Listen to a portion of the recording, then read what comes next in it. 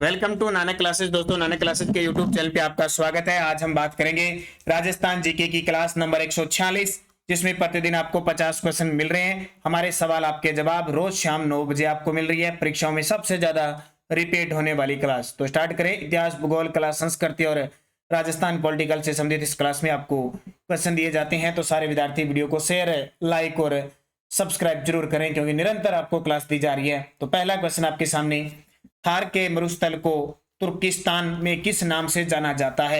ये जो थार का मरुस्थल है ये कई देशों में फैला हुआ है, लेकिन सबसे ज्यादा इसका विस्तार पाकिस्तान और हमारे भारत में, और भारत में सबसे ज्यादा राजस्थान के अंदर। तो थार के मरुस्थल को तुर्किस्तान में किस नाम से जाना जाता है?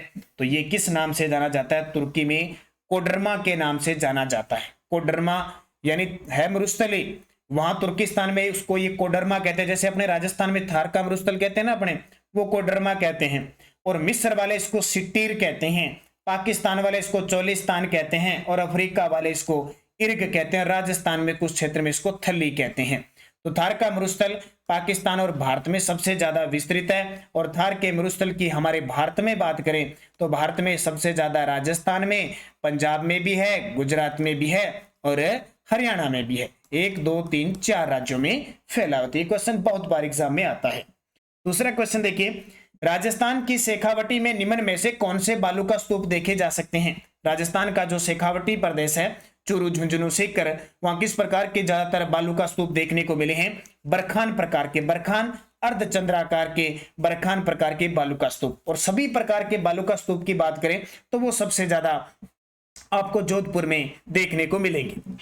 कौन सा दुर्ग गंभीरी व बेड़च नदियों के संगम पर है? कौन सा दुर्ग गंभीरी और बेड़च नदियों के संगम पर है? तो गंभीरी और बेड़च नदियों की बात आती है तो हम कौन सा दुर्ग पढ़ते हैं? चित्तौड़गढ़ का दुर्ग मेसा के पठार पर है। गंभीरी और बेड़च नदी के संगम पर स्थित है। 734 ईस्वी में बप्पा रावल ने मान मौर्य से इसको छीना था, और चित्तौड़गढ़ कालांतर में राजधानी भी रही। गढ़ तो चित्तौड़गढ़, बाकी सब गढ़या। 3 साके हुए थे यहाँ पे। शाहबाद दुर्ग 12 के अंदर है। गागरोन का दुर्ग काली सिंध व आहू नदी के संगम पर है। और भैंसरोड का चंबल व बामनी नदी के संगम पर है। राजस्थान की प्रथम महिला सांसद जो केंद्रीय कैबिनेट में शामिल हुई, राजस्थान की प्रथम महिला सांसद जो केंद्रीय कैबिनेट में शामिल हुई थी, डॉक्टर गिरिजा व्यास। कौन थी? डॉक्टर गिरिजा व्यास प्रथम महिला सांसद थी। सिर्फ प्रथम महिला सांसद जो केंद्र के कैबिनेट में शामिल हुई थी वो है, ठीक है, गिरिजा व्यास। जो राज्य महिला आयोग की अध्यक्ष भी रह चुकी है वही गिरिजा व्यास है। श्रीमती कमला बेनीवाल राजस्थान की पहली महिला मंत्री बनी थी। शारदा भार्गव राजस्थान की प्रथम महिला राज्यसभा सांसद थी। और लोकसभा सांसद गायत्री देवी। और राजस्थान की प्रथम विधायक यशोदा देवी। और राजस्थान की प्रथम महिला मुख्यमंत्री वसुंधरा राजे। प्रथम राज्यपाल महिला प्रतिभा पाटिल। और प्रथम विधानसभा अध्यक्ष महिला सुमित्रा सिंह। ये सारी बातें। और प्रथम विधानसभा उपाध्यक्ष तारा भंडारी। इतने प्रश्न आपके सामने महिलाओं से संबंधित हो गए। किस माता की पीठ की पूजा की जाती है? तो सभी जानते हो, जो 12 के अंदर सोरसेन के अंदर 12 में ब्राह्मणी माता का जो मंगया, माघ महीने में वहां पे गधों का मेला भी लगता है। तो इस माता की एकमात्र ऐसा मंदिर है जो मुख्य जो सामने का भाग है उसका श्रृंगार न करके पीठ का श्रृंगार करके पूजा की जाती है। शीतला माता अभी चैत्र कृष्ण अष्टमी हमने बनाई थी। छींच माता बाड़मेर की है, बांसवाड़ा की है। रिचकी माता उदयपुर की है। छींक माता जयपुर की है। मेवाड़ भीलकोर की स्थापना 1841 में कहां की गई? मेवाड़ भीलकोर की स्थापना 1841 में कहां की गई? तो खेरवाड़ा उदयपुर के अंदर। बहुत बार पेपर में आता है। मेवाड़ भीलकोर की स्थापना 1841 खेरवाड़ा उदयपुर के अंदर की गई थी। खरीफ की फसल बीमार होने पर किस संत की पूजा की जाती है? अब देखो, खरीफ की फसल कब होती है? जून के अंदर बोई जाती है, अक्टूबर नवंबर में काटी जाती है। उस फसल, खरीफ की कोई भी फसल हो, ठीक है, कपास हो गया, गन्ना हो गया, चावल हो गया, मूंग हो गया, गवार हो गया, ये जो भी खरीफ की फसल बीमार होने पर संत धन्ना जी की पूजा की जाती है। राजस्थान में भक्ति आंदोलन की अलग जगाने वाले धन्ना जी। संविधान के अनुसार मुख्यमंत्री किया जाता है। अब ये मुख्यमंत्री संविधान के अनुसार का मतलब किसी अनुच्छेद में विवरण है इसका। तो संविधान के अनुसार मुख्यमंत्री किया जाता है। तो मुख्यमंत्री हमेशा नियुक्त होता है। और संविधान का अनुच्छेद 164 ये बात कहता है। दो अनुच्छेद याद रखने। 163 अनुच्छेद तो ये कहता है कि राज्यपाल को विधिक सहायता और सलाह देने के लिए एक मंत्री परिषद होगी जिसका प्रधान मुख्यमंत्री होगा। और संविधान का अनुच्छेद 164 ये कहता है कि उस मुख्यमंत्री की नियुक्ति राज्यपाल करेगा। तो मुख्यमंत्री की हमेशा नियुक्ति राज्यपाल करता है विधानसभा में बहुमत दल के नेता को। राज्य में निम्न में से कौन सा मेला चैत्र और अश्विन माह के नवरात्रों में लगता है? देखो राजस्थान में बहुत सारी देवी हैं जिनका मेला चैत्र महीने में भी लगता है, अश्विन महीने में लगता है। और अब चैत्र महीना चल रहा है, शुक्ल पक्ष चल रहा है, उसमें नवरात्रा चल रहे हैं। तो जीण माता का मेला भी अब लग रहा है, शीला माता का मेला भी लग रहा है, दधिमती माता का मेला भी लगता है। लगभग माताओं का मेला चैत्र और अश्विन में लगता है। तो प्रयुक्त है सभी। दधिमती माता का मेला गोठ मंगलोद नागौर में, शीला माता चाकसू सील की डोंगरी जयपुर में, जीण माता रिवासा सीकर। राजस्थान का सर्वाधिक वाष्पोत्सर्जन दर वाला जिला कौन सा है? सबसे ज्यादा वाष्पोत्सर्जन आपको पता है शुष्क क्षेत्र है, जल्दी पानी सूख जाता है, तापांतर रहता है, तो वो जैसलमेर है, सीधी सी बात है। सबसे कम हम जानते हैं झालावाड़। कर्क रेखा के सर्वाधिक नजदीक जिला मुख्यालय कौन सा है? तो कर्क रेखा के सर्वाधिक जिला, अब दो ही जिले हैं अपने, दो ही जिले हैं जहां से कर्क रेखा गुजरती है। पता ही थोड़ा सा ऊपर बना दिया मैंने यहाँ पे ऐसे इस प्रकार। तो सब अब बांसवाड़ा के बीचों बीच से गुजरती है, तो जाहिर सी बात है बांसवाड़ा है उसका जिला मुख्यालय कर्क रेखा के नजदीक होगा। राठौड़ वंश का मूल पुरुष या आदि पुरुष किसे कहते हैं? राठौड़ वंश मारवाड़ क्षेत्र में था, बीकानेर क्षेत्र में था, पश्चिमी राजस्थान में। मूल पुरुष आदि पुरुष किसको कहते हैं? जो संस्थापक होता है। तो राठौड़ वंश का संस्थापक राव सिंहा था। कौन था? राव सिंहा था। राव सिंहा जिसने शुरुआत मंडोर से की थी। मंडोर के बाद धीरे धीरे ये पहुंचा कहां पे? खेड़ा। खेड़ा के बाद में जोधपुर और ये स्थिति थी। तो राव सिंहा संस्थापक था, जबकि जोधपुर शहर पूछे राव जोधा। पंचायती राज व्यवस्था है। पंचायती राज व्यवस्था कैसी है? स्थानीय सरकार की, स्थानीय स्वशासन की, स्थानीय प्रशासन की, ग्रामीण स्थानीय स्वशासन की। तो याद रखना ग्रामीण स्थानीय स्वशासन की। अगला प्रश्न देखो, मीणा जनजाति ग्रामीण संगठन की छोटी इकाई क्या कहलाती है? सबसे ज्यादा मीणा जनजाति जयपुर में रहती है। तो मीणा जनजाति ग्रामीण संगठन की जो छोटी इकाई है उसको क्या कहा जाता है? तो ग्रामीण संगठन की सबसे छोटी इकाई को डाणी कहा जाता है। ग्रामीण संगठन की जो छोटी इकाई है डाणी, डाणियों से क्या है? गांव बनता है, इसलिए छोटी इकाई क्या है? ढाणी है। राजस्थान का क्षेत्रफल की दृष्टि से सबसे छोटा कृषि जलवायु प्रदेश कौन सा है? राजस्थान का क्षेत्रफल की दृष्टि से सबसे छोटा कृषि जलवायु प्रदेश कौन सा है? सबसे छोटा, बड़ा तो आपको पता है पश्चिमी मरुस्थलीय प्रदेश वाला है, लेकिन सबसे छोटा आर्द्र दक्षिणी मैदानी प्रदेश। मुख्य रूप से अलवर और भरतपुर के पूर्वी भाग में बोली जाने वाली बोली कौन सी है? मुख्य रूप से अलवर और भरतपुर के भाग में। अब जब भी अलवर और भरतपुर का नाम आता है तो सीधी सी बात है हम किस पे जाते हैं? तो अलवर और भरतपुर में कौन सी बोली जाती है? मालवी बोली जाती है। कौन सी? मेवाती बोली जाती है। अब मेवाती ऑप्शन में नहीं है तो क्या करेंगे? ब्रज बोली। कौन सी? ब्रज बोली, क्योंकि खिराड़ी तो भीलवाड़ा के साइड में, रागड़ी दक्षिणी राजस्थान में और मालवी मालव क्षेत्र में। निम्न में से इको टूरिज्म नीति की घोषणा किस वर्ष की गई? राजस्थान में इको टूरिज्म नीति की घोषणा किस वर्ष की गई थी? 2010 में। और 2010 में राजस्थान की प्रथम वन नीति लागू हुई थी, यह भी ध्यान रखना।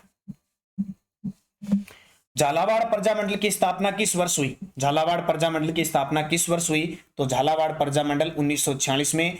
झालावाड़ प्रजामंडल राजस्थान की सबसे नवीन रियासत थी जिसका निर्माण अंग्रेजों के द्वारा 1838 में किया गया था। और अंतिम ऐसा प्रजामंडल, सबसे नवीन प्रजामंडल और अंतिम प्रजामंडल भी कौन था? झालावाड़ था। आय की दृष्टि से राजस्थान का सबसे बड़ा पशु मेला कौन सा है? आय की दृष्टि से राजस्थान का सबसे बड़ा पशु मेला कौन सा लगता है? तो आय की दृष्टि से देखें तो वीर तेजाजी पशु मेला जो भाद्रपद महीने में पर्वतसर नागौर में लगता है, वो आय की दृष्टि से सबसे बड़ा पशु मेला है। जबकि सबसे प्राचीन पशु मेला है ना, वो मल्लीनाथ पशु मेला है। कौन सा? मल्लीनाथ पशु मेला। राजस्थान में सबसे ज्यादा जो पशु मेले लगते हैं वो नागौर में लगते हैं, जबकि राजस्थान में सबसे ज्यादा सीधे पूछे धार्मिक मेले डूंगरपुर में लगते हैं। राजस्थान उच्च न्यायालय की स्थापना कब हुई? आज सिंपल प्रश्न है, ज्यादा टफ क्वेश्चन नहीं है। अभी मेरे को जितना का आज टाइम मिला था उस हिसाब से मैंने आज क्लास दी है। ज्यादा आज मैं काम पे था कहीं, तो इस वजह से बस मुश्किल से मेरे पास क्वेश्चन थे वो मैंने दे दी। राजस्थान उच्च न्यायालय की स्थापना कब हुई? 29 अगस्त 1949 को हुई थी। इसका मुख्यालय जोधपुर के अंदर है। एक बेंच जो खंडपीठ है वो जयपुर में, मुख्य पीठ जोधपुर में। चैत्र माह की कृष्ण अष्टमी को कौन सा त्योहार बनाया जाता है? चैत्र माह की कृष्ण अष्टमी को कौन सा त्योहार बनाया जाता है? तो हम सभी जानते हैं गुड़ला त्योहार मनाया जाता है, और एक शीतलाष्टमी बनाई जाती है, 2 बनाई जाती है, चैत्र कृष्ण अष्टमी को। तो ये आपके लिए इंपॉर्टेंट है। और नव वर्ष को गुड़ी पड़वा भी बनाया जाता है। गणगौर अभी आने वाली है, चैत्र शुक्ल तीज गणगौर, और गुलंडी होली के दूसरे दिन होती है। राठौड़ वंश के किस राजा के समय राठौड़ों ने साफा बांधने की परंपरा की शुरुआत की थी? राठौड़ वंश के किस राजा के समय राठौड़ों ने साफा बांधने की परंपरा की शुरुआत की थी? तो राव जालनसी, राव जालनसी कोई शासक आया था, साफा बांधने की परंपरा शुरू हुई थी। और जोधपुरी कोट पैंट को राष्ट्रीय पोशाक का दर्जा प्राप्त है ना। किस शासक के समय मेवाड़ चित्रशैली की शुरुआत हुई थी? किस शासक के समय मेवाड़ चित्रशैली की शुरुआत हुई थी? तो वो शासक था तेज सिंह। तेज सिंह के समय हुई थी। वैसे विस्तृत रूप से तो कुंभा के समय हुई थी, लेकिन तेज सिंह के समय 1260 में एक चित्रित ग्रंथ था जो कमल चंद्र ने लिखा था, श्रावक प्रतिक्रमण सूत्र चूर्णी। तो इससे मानी जाती है तेज सिंह शासक आया था 1233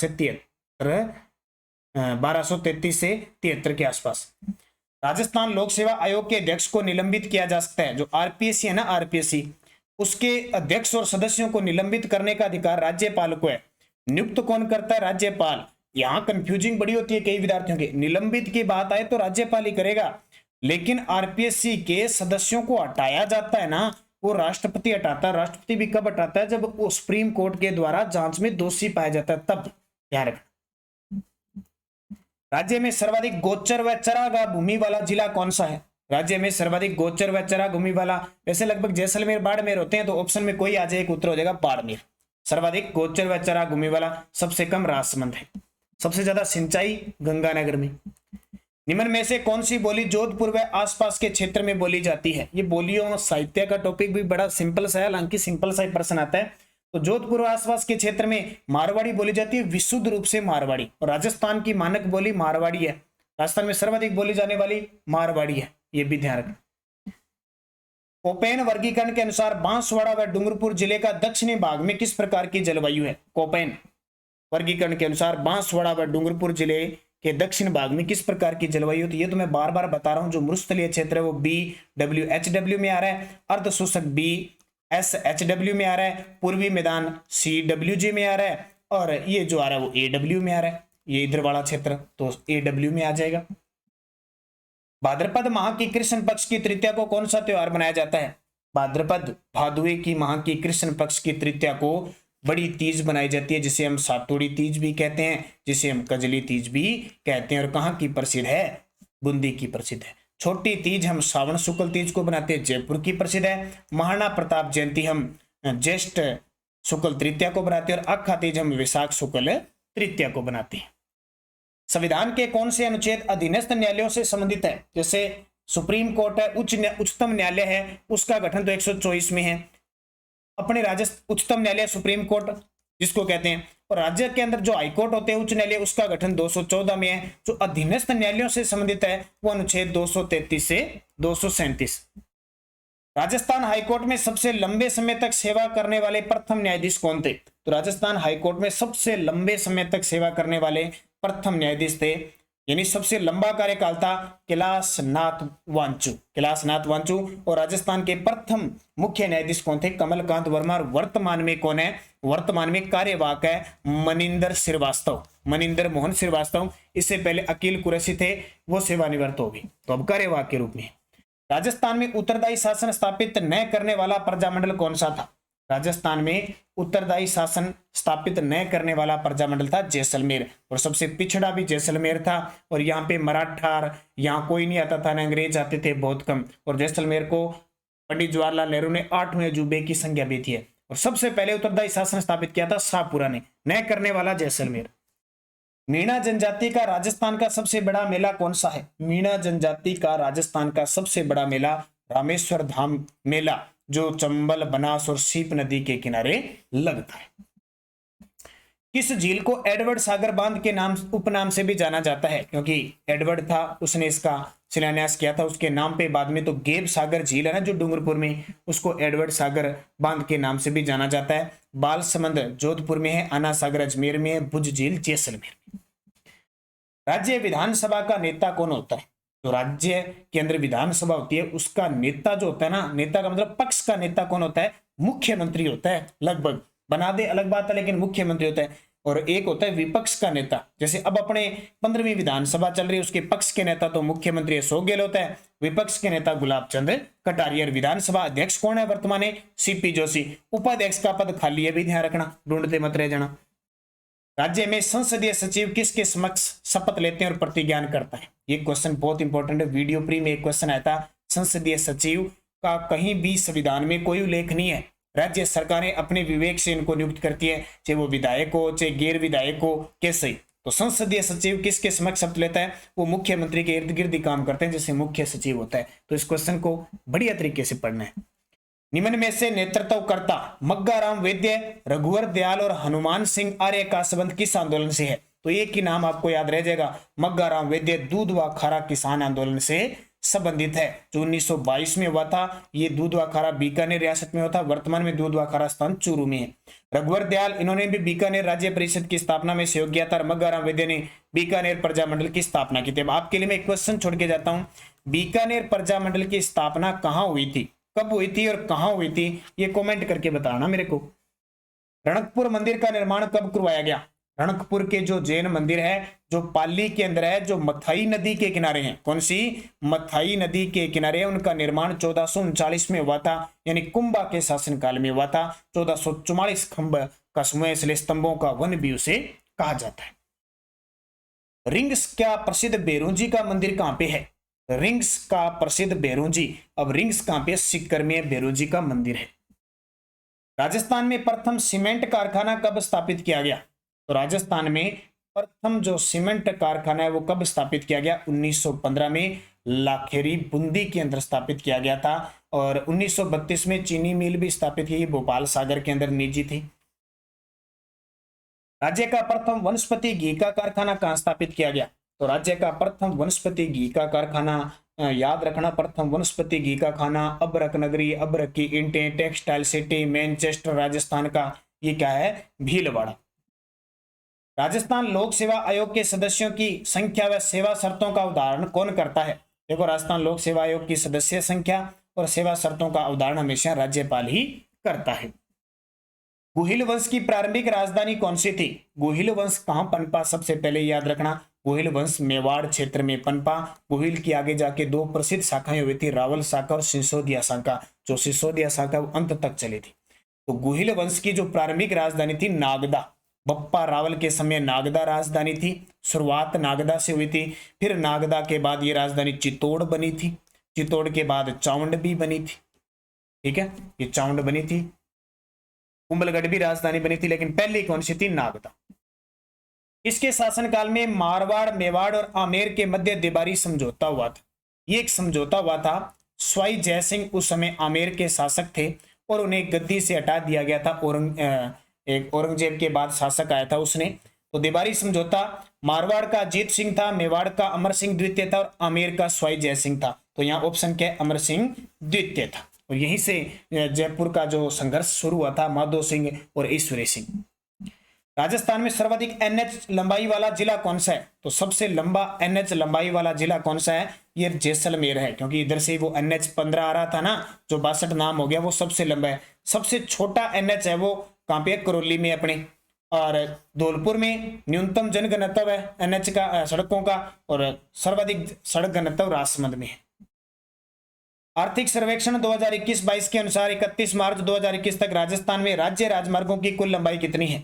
आर्थिक सर्वेक्षण 2021-22 के अनुसार 31 मार्च 2021 तक राजस्थान में राज्य राजमार्गों की जो लंबाई है वो कुल कितनी है? 15,544.95 किलोमीटर।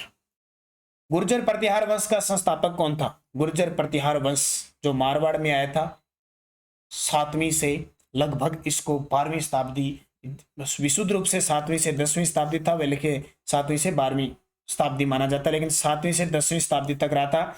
इसके संस्थापक थे हरिश्चंद्र, जिन्होंने मंडोर में सबसे पहले शाखा की शुरुआत की। किस दुर्ग को गुहिलों ने नागदा विनाश के बाद अपनी राजधानी बनाया था? तो आपको पता होगा, जब मेवाड़ का शासक जेतर सिंह था और इल्तुतमिश ने आक्रमण किया था, गुलाम वंश का दिल्ली सुल्तान था इल्तुतमिश, उसने 1227 में एक युद्ध लड़ा था, बुताला का युद्ध। ये बुताला का युद्ध हालांकि इल्तुतमिश हार तो गया था, जेतर सिंह जीत गया, लेकिन इल्तुतमिश की सेना ने जेतर सिंह की राजधानी नागदा को तहस नहस कर दिया था। इस वजह से जेतर सिंह को अपनी राजधानी चित्तौड़ बनाना पड़ा। इसलिए आपसे पूछे चित्तौड़ राजधानी बनाने वाला शासक जेतर सिंह था। और आहड़ को राजधानी किसने बनाई थी? अल्लट ने। मत्स्य संघ को वृहत राजस्थान में निम्न में से किस समिति की सिफारिश पर मिलाया गया? ये मत्स्य संघ जो 18 मार्च 1948 को बना था, अलग ही संघ बन गया, अलवर, भरतपुर, धौलपुर, करौली मिलके। लेकिन फिर क्या हुआ? पांचवां चरण आया। पांचवां चरण 15 मई 1949 को आया और इस पांचवें चरण में मत्स्य संघ को जो 4 नंबर का था वृहत राजस्थान, उसमें मिला लिया गया। किसकी सिफारिश पर? शंकर देवराय समिति की सिफारिश पर। निम्न में से किस नहर यमुना नदी से, निम्न में से कौन सी नहर यमुना नदी से ओखला के पास से निकाली गई है? निम्न में से कौन सी नहर है जो यमुना नदी से ओखला नहर के पास से निकाली गई है? तो इसका उत्तर हो जाएगा गुड़गांव नहर, जिसको यमुना नहर भी कहते हैं। गुड़गांव नहर निकाली गई है ओखला के पास से। गंग नहर सतलज से निकली है। इंदिरा गांधी सतलज विलास हरिके बिराज से निकली है। सिद्धमुख नहर परियोजना का राजस्थान में प्रवेश किस स्थान से होता है? सिद्धमुख नहर परियोजना का राजस्थान में प्रवेश किस स्थान से होता है? तो बिरानी गांव से होता है। कहां से? बिरानी गांव से। ध्यान रखना, खक्का गांव से गंग नहर का प्रवेश होता है राजस्थान में। खारा गांव से हनुमानगढ़ से इंदिरा गांधी नहर का प्रवेश होता है, ये याद रखना। और जुरेरा गांव से जो एक नहर रहेगी, कौन सी? जैसे अभी बताया था आपको, जुरेरा। और ये नहर कौन सी है? गुड़गांव, गुड़गांव नहर निकलती है। ठीक है, तो ये आपके 50% हो गए। निरंतर आपको क्लास 9 बजे मिल रही है। सुबह 7:30 पर करंट की क्लास मिल रही है और शाम को 7:30 पर वीडियो मेंस के लिए राष्ट्रीय और अंतर्राष्ट्रीय क्लास चल रही है। वो राजस्थान पुलिस के लिए भी इंपॉर्टेंट है। सारे विद्यार्थी देखा करो। तो जाते जाते सारे विद्यार्थी वीडियो को लाइक जरूर करना, शेयर करना। अगर आप चैनल पे नए हैं तो इसको सब्सक्राइब कर लेना। धन्यवाद। कल एक क्वेश्चन मैंने दिया था कि स्वाई जयसिंह ने 5 वेधशालाएं बनाई थी, एक जयपुर में, एक दिल्ली में, एक मथुरा में, एक वाराणसी में और एक उज्जैन में। मैंने कल मिस्टेक से वो आगरा बता दिया था, तो वो सही कर लेना। मैंने वैसे पिन डाल के और क्वेश्चन में कमेंट कर दिया। जयपुर, दिल्ली, मथुरा, वाराणसी, जिसको बनारस भी कह सकते हैं, उज्जैन के अंदर 5 वेधशालाएं बनाई थी। वो मानवीय भूल हो गई थी। तो धन्यवाद। जय हिंद, जय भारत।